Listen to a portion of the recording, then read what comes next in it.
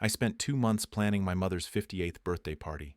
I booked the nicest Italian restaurant in town, ordered a custom cake with family photos, and invited 30 relatives. I thought this would finally be my moment. After 10 years of paying their bills, covering their mortgage, and keeping their lights on, maybe she would finally see me. Maybe she would finally say thank you. But that night, instead of gratitude, I received words that shattered everything I believed about family. Before I share what happened, drop a comment and let me know where you are watching from today. If this story resonates with you, hit that like button and subscribe to the channel. Now let me take you back to where it all started so you can understand why that night changed everything. Growing up in the suburbs of Columbus, Ohio, I learned early that love in my family was not distributed equally. My name is Shannon, and I am 32 years old now. But the story I am about to tell you started long before I understood what was happening. When I was 4 years old, my baby brother Derek came into the world. I remember being excited about having a sibling. I imagined us playing together, sharing secrets, becoming best friends. What I did not anticipate was how his arrival would redefine my place in our family. From the moment Derek took his first breath, my mother Linda treated him like he was made of gold. Every cry was answered immediately. Every stumble was met with overwhelming concern. Meanwhile, I was expected to figure things out on my own. I do not say this with bitterness anymore, just as a matter of fact. That was simply how it was. My mother had a phrase she repeated throughout my childhood. She would say, "Shannon can take care of himself. Derek needs extra attention." I heard those words so many times that I started to believe them. I convinced myself that being self-sufficient was a virtue, not a symptom of neglect. I excelled in school. I made honor roll every semester. I joined clubs, played sports, and stayed out of trouble. When I was 17, I received a full academic scholarship to study computer science at a prestigious university. The day the acceptance letter arrived, I ran to show my mother. She glanced at it, nodded, and said, "Good. That saves us money for Derek's future. No hug, no celebration. Just a reminder that even my biggest accomplishment was measured by how it benefited my brother." I graduated with honors and landed a job at a major technology company in Seattle. At 24 years old, I was earning more money than anyone in my family had ever seen. I felt proud. I felt like I had finally made something of myself. Then the phone call came. My father Frank had been injured at his construction job. A ladder collapsed and he fell 15 feet onto concrete. He survived, but his back was destroyed. He could never work again. My mother called me sobbing, saying they were about to lose the house. The mortgage was 3 months behind. They had no savings. I did not hesitate. How could I? They were my parents. I started sending $1,500 home every month. Within a year, that number grew to $2,000, then $2,500. I paid off their mortgage arrears. I covered their utility bills. I added them to my health insurance plan at work, which cost me an extra $400 per month. When Derek needed a car to go to job interviews, I bought him a reliable sedan for $8,000. When the roof started leaking, I paid $12,000 for repairs. When the air conditioning unit died in the middle of July, I spent another $6,000 on a new system. Over 8 years, I calculated that I sent more than $200,000 to my family.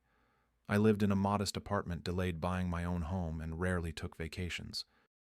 But I told myself this was what good sons do. This was my responsibility as the eldest child. What I failed to see was how little any of it mattered to them. Every time I visited home, the dynamic was the same. My mother would spend hours talking about Derek, Derek's new girlfriend, Derek's job search, Derek's struggles. When I tried to share something about my life, she would listen for maybe 2 or 3 minutes before changing the subject back to my brother. One Christmas, I bought my parents a 65-inch television. It was the nicest thing they had ever owned. When I set it up in their living room, my mother smiled and said, "Derek picked this one out. He has such good taste." I had not consulted Derek about anything. He did not even know I was buying it. But somehow he received the credit. That was when I started to feel less like a son and more like an automated payment system. I deposited money, and in return I received nothing but silence and invisibility.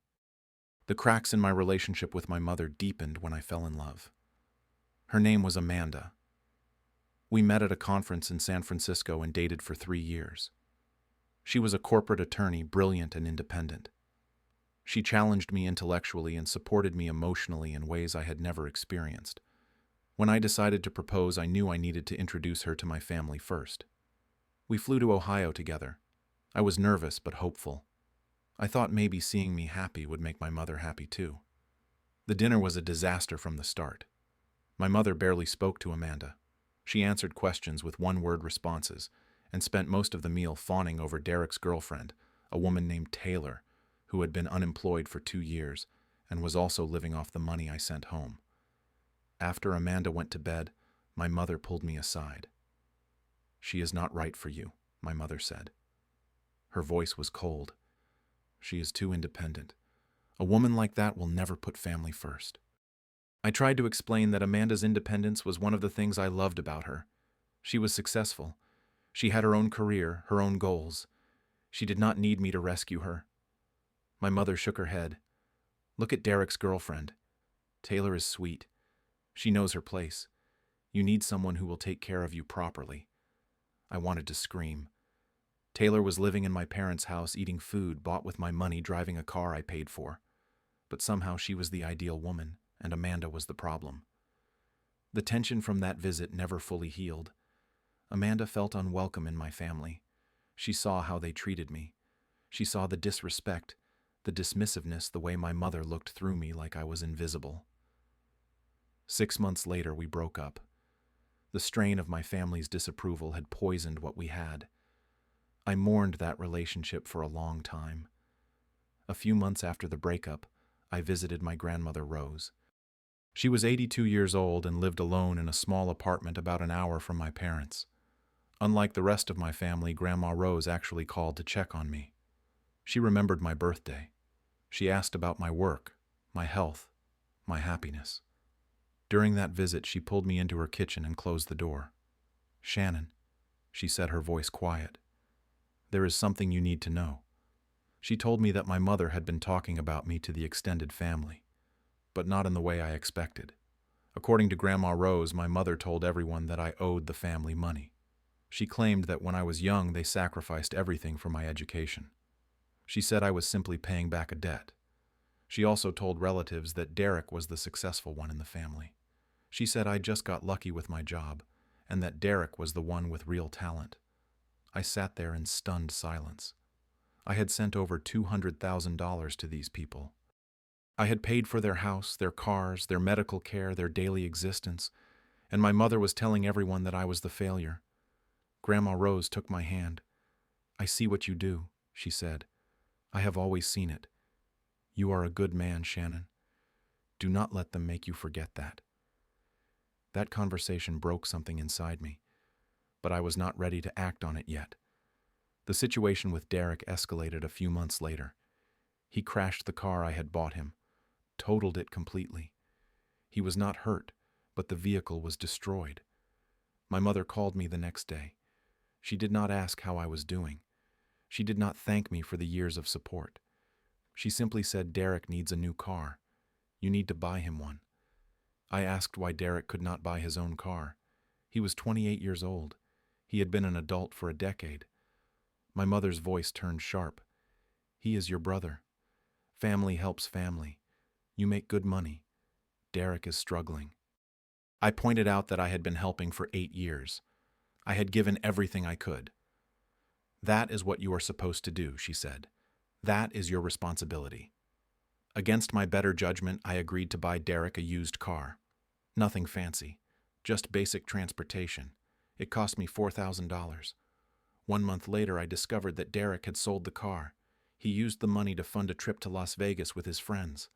When I confronted my mother about it, she defended him. "He needed a break," she said. "You do not understand the pressure he is under. The pressure of doing nothing. The pressure of having his older brother pay for his entire life.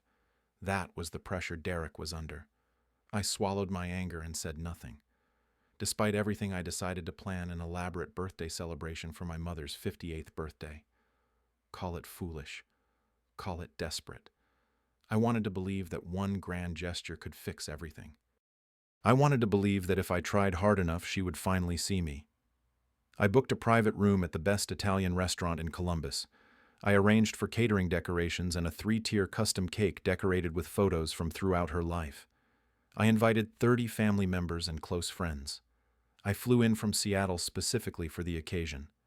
Most importantly, I bought her a gift I knew she had wanted for years: a pearl necklace from a high-end jeweler. It cost me $3,000. When I was a child, I remembered her looking at pearl necklaces in store windows, sighing about how beautiful they were. I thought this would show her that I listened, that I remembered, that I cared. The total cost of the party exceeded $8,000. I did not mind. This was going to be the night everything changed. The party started well enough. People laughed and ate and seemed to enjoy themselves. I watched from the corner, waiting for the right moment to present my gift. When the time came for presents, I went first. I handed my mother the velvet box containing the pearl necklace. She opened it, looked inside, and set it aside without a word. She did not try it on. She did not thank me. She simply moved on to the next gift. Then Derek stepped forward. He handed her a small wrapped package.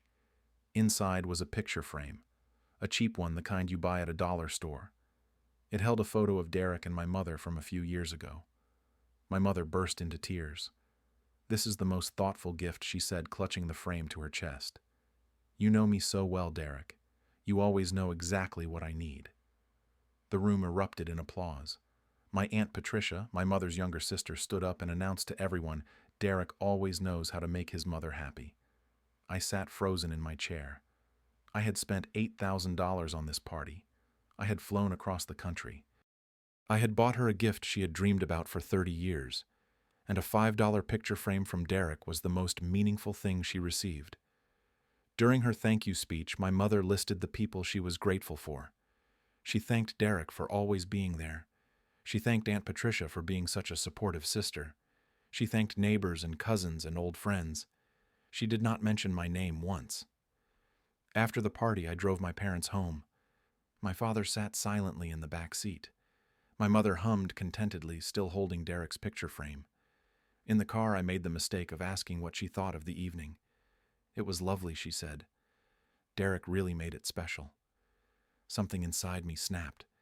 I asked her if she knew who paid for everything: the restaurant, the cake, the decorations, the invitations, all of it. She went quiet. I pressed further. I reminded her of everything I had done over the past 8 years: the mortgage payments, the car purchases, the medical insurance, the home repairs.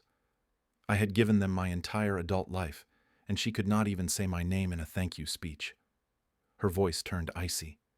"You are throwing that in my face on my birthday." I told her I was not throwing anything. I was stating facts. The argument escalated as we pulled into their driveway. We continued fighting as we walked into the house. Derek was there, lounging on the sofa I had paid for, watching the television I had bought. My mother screamed at me, "You think you are better than us because you have money?" I told her I did not think I was better. I just wanted to be acknowledged. I wanted to matter. She stormed toward the hallway, then turned back. Her face was twisted with rage. "You are no longer my son," she yelled. "I disown you. Get out of my house." She slammed her bedroom door so hard the walls shook. I looked at my father. He stood motionless, staring at the floor. He said nothing. He did not defend me. He did not even look at me. Derek laughed from the couch. "Guess you finally got what you deserved," he said. I grabbed my keys and walked out into the night. I drove to a hotel and checked in with shaking hands. I sat on the edge of the bed for a long time, staring at nothing. Her words echoed in my skull. "You are no longer my son." Then something shifted. If I was no longer her son, then I had no obligations to her. Sons support their parents. Strangers do not. I opened my laptop and began reviewing every automatic payment connected to my family. The list was long: monthly mortgage payments, health insurance premiums for my parents and Derek, electric bills, water bills, internet service, cell phone plans for all 3 of them, car insurance for Derek, a credit card I had added my mother to for groceries and shopping. That night I canceled everything. I called my bank and revoked my mother's access to the supplementary credit card. I emailed my insurance company and removed my parents and Derek from my policy. I stopped the automatic mortgage payment. I canceled the utilities that were in my name. I changed passwords on every account they had ever accessed. By morning, I had severed every financial connection to my family. I called my friend Marcus and told him what happened. He listened to the whole story. "Brother," he said, "you have been their ATM for 10 years. If she disowned you, you have no obligation anymore. You did the right thing." I flew back to Seattle that afternoon. I did not say goodbye to anyone. 3 weeks later, my phone rang. It was my mother. Her voice was completely different. Gone was the coldness, the entitlement, the dismissiveness. She sounded small, scared. "The mortgage payment did not go through," she said. "The bank sent a warning letter. We could lose the house. I told her I was aware, and our health insurance was canceled. Your father needs his medication." I remained silent. "Shannon, what is happening? What are you doing?" I took a breath. "You disowned me," I said. "You told me I am no longer your son. Sons help their parents. Since I am just a stranger to you now, I have no reason to help." She started crying. "That was just something I said in anger. I did not mean it. Words have consequences." She begged. She pleaded. She made promises I knew she would never keep. I ended the call. Over the following weeks, I received a flood of messages. Aunt Patricia called me ungrateful and selfish. I blocked her number. Derek sent threatening texts demanding I resume payments. I blocked him too. Then my father called. It was the first time in my adult life he had ever reached out to me directly. I answered. His voice was quiet. "Shannon, I am sorry. I should have stood up for you. I should have said something. Your mother was wrong and I was a coward for staying silent." I listened. I did not forgive him, but I listened. That call was the only one that made me feel anything other than resolve. The first few months were hard. Despite everything, these were the people who raised me.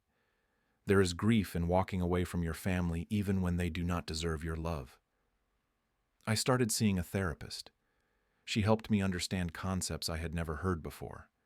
Family scapegoating, golden child syndrome, emotional exploitation. I learned that what happened to me was not unique. Many families have one child who gives everything and receives nothing in return. Marcus introduced me to a support group for people with toxic family dynamics.